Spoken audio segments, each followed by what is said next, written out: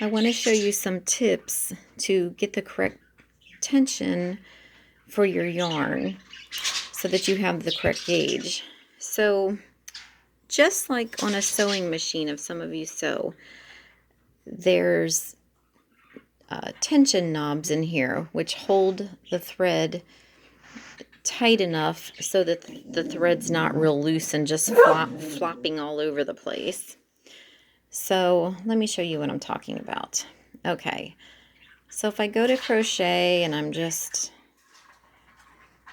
putting it in with my fingers real loose, my stitches are just going to look real loose, and that stitch is actually bigger than this one.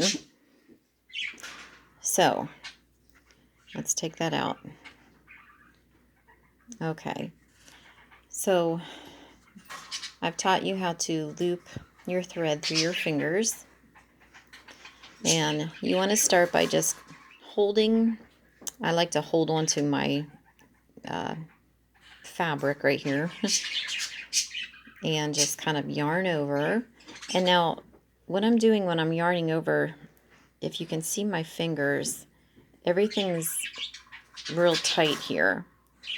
If I need more thread, I'm actually going to open my fingers and let the thread slide through.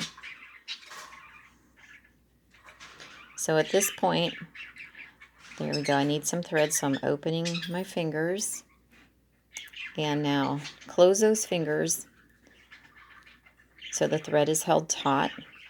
And then grab onto the stitch that you're going to work into. Just grab right below it. Put your hook through. Now tighten everything up. Slide all those loops onto the circumference of the shaft of your yarn, because that is how you get the correct gauge on your loops.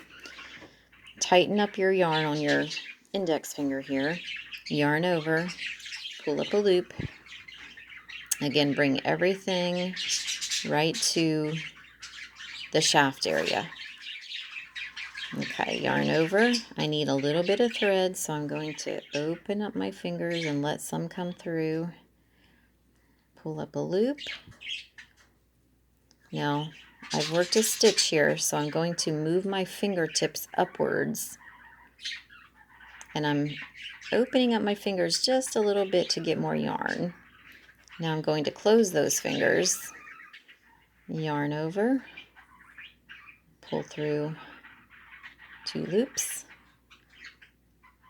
Yarn over. I need a little bit of thread, so I'm going to open my fingers and now close them